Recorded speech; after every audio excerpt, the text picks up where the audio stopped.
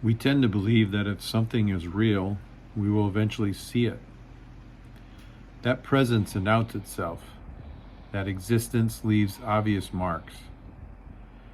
But history doesn't support that assumption. Some things don't vanish. They don't disappear. They simply remain hidden in plain silence. I'm Sean Labby, and on this channel we explore Bigfoot, UFOs, ghosts, ancient structures, and unexplained phenomena.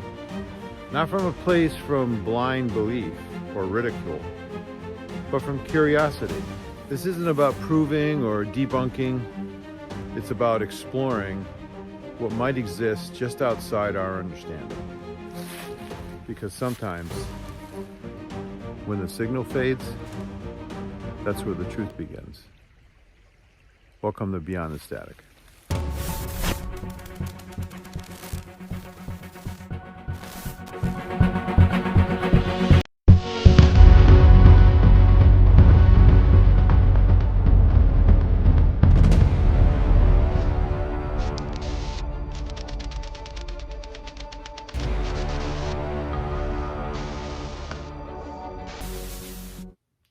I've lived here in rural Eastern Connecticut all my life.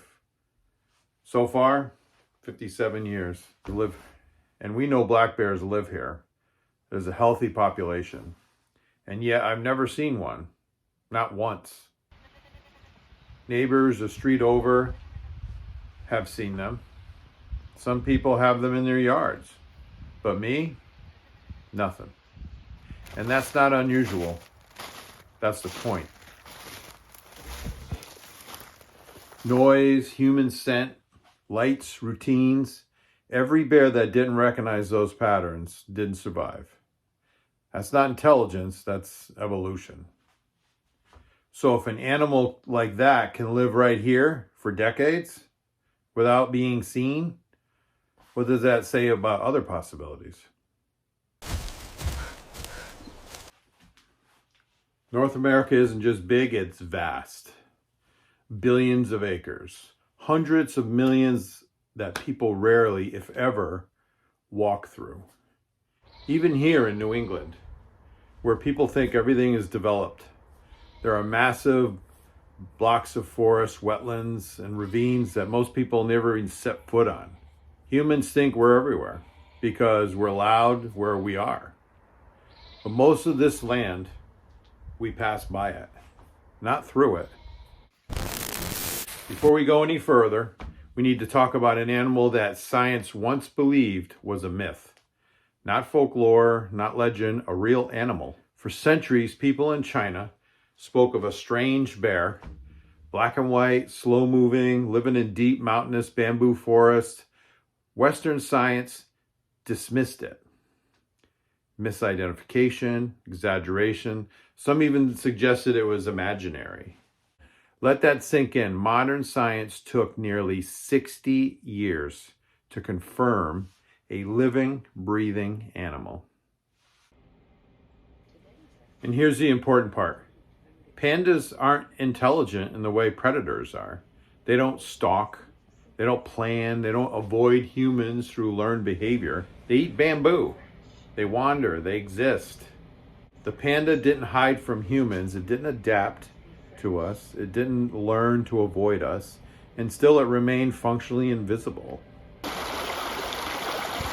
Now compare that to North America, a larger landmass, deeper forest, lower human penetration.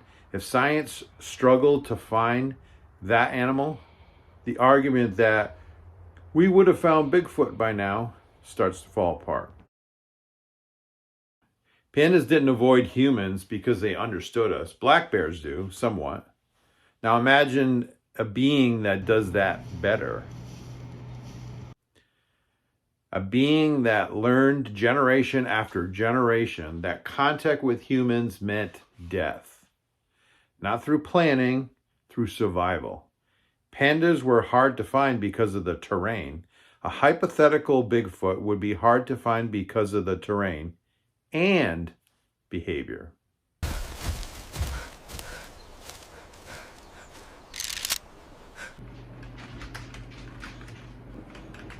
I didn't want this to be an echo chamber, so instead of talking to believers, I talked to something neutral. If a population of 2,000 to 5,000 large, intelligent beings existed across North America, how difficult would it be to prove their existence? With low population density, vast land area, nocturnal behavior, and learned avoidance of humans, the probability of obtaining physical evidence would be extremely low, but not zero. That last part matters, not zero.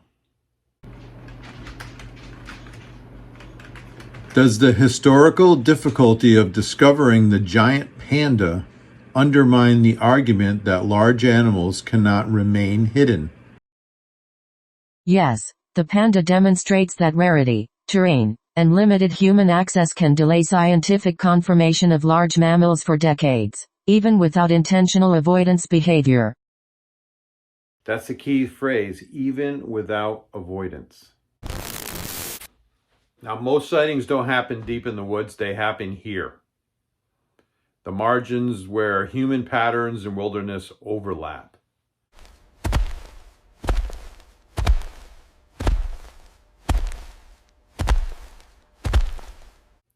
Not where we search, but where we accidentally cross paths.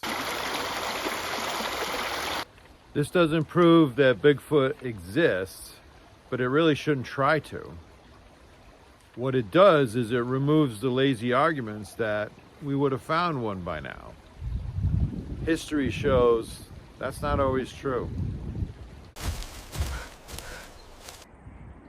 If this conversation made you stop and think, please consider liking the video and subscribing to the channel.